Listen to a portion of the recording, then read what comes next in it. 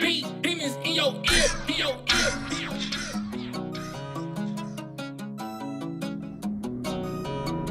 I got a dream, fuck out the scene, better for Lee, drip on fleek. I got a dream, yeah, yeah, I got a dream. I got a dream, yeah, yeah, I got a dream.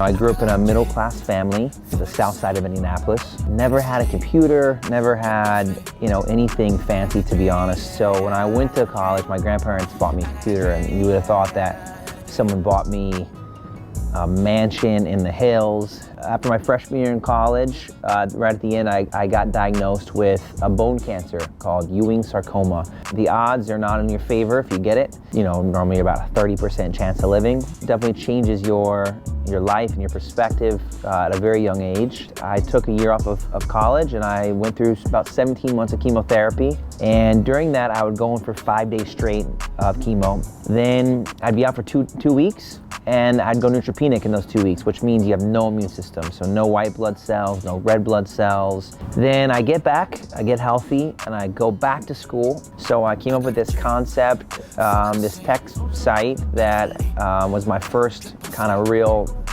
business. And being a young guy, I wasn't able to raise money. I sure as hell tried, and I reached out to VCs and God, you name it, I tried to raise money and nobody gave me money.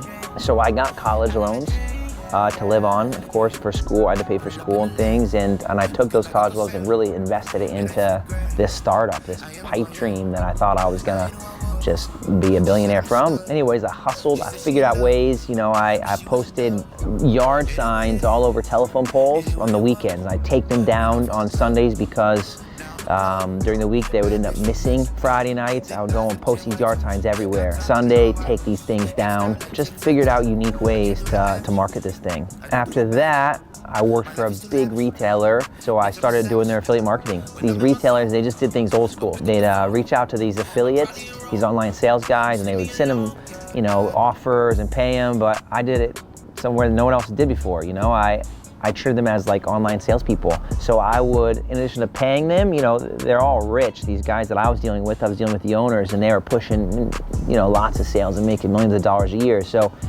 money wasn't gonna motivate them, so I figured out other ways. So I'd take them on trips, to Costa Rica, Aruba, Europe. I did polo lessons with them. I took them on hot air balloon rides. I'd have massive parties and basically just built amazing relationships with these businesses and the owners of them. The business went gangbusters. I mean, I grew this thing so fast and so much, it was crazy. The president of that company retired on a Friday at around 11 o'clock. I resigned and it was time for me to go. I was there for several years and I did what I did. I grew that thing and I was ready to move on. He called me up and said, copycat.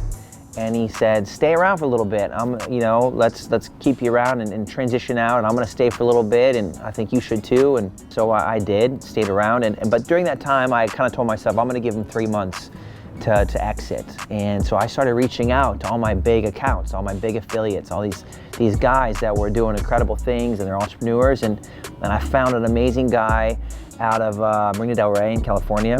And he had a business that was doing about $5 million a year in revenue, over $1 million in profit. And this guy was doing it out of his house by himself. He was great at operations, and I had the relationships, and I had kind of a different way of doing things. And so we were kind of two different pieces of the business coming together. And so I said, hey man, listen, you're gonna get swallowed up by these big guys. I mean, you had a company out of Santa Monica that was one of his competitors, and it was gonna sell for about $105 million is what I heard, and it actually did. And there's another business that raised a bunch of money and sold, and so he said, yeah, let's do it. So he gave me 20% of his business.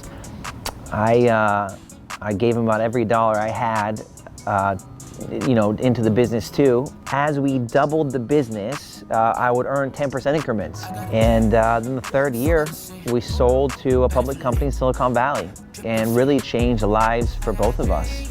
So then from there, I took some time to travel and see the world and kind of learn, and I invested in a lot of different things from film to a vapor company. I gave $500,000 checks. big money. Dope is my opportunity to get to that $1 billion, and did a lot of research and dove in with the owners and dove into the business, and I'm like, listen, I could destroy this thing and grow it like crazy. I thought the business was great, and so I bought it. But I didn't go and get debt financing from a bank. I didn't go and raise money from friends or family or strategics, which is what most people do. They always go and like, yo, I'm gonna buy this business, so come in. I paid cash for the entire thing, and it had millions of bucks in debt. I paid it off cash, so the business would be healthy. Dove right in, and it's been about 2 years now. April 27th, 2017 is when I bought it. So it's been 2 years. Every single day we're getting better from a quality standpoint, from a design standpoint. But now I'm gonna launch Dope THC and Dope CBD, and that's my opportunity to hit $1 billion, and I'm gonna do it. And you know, that's game over.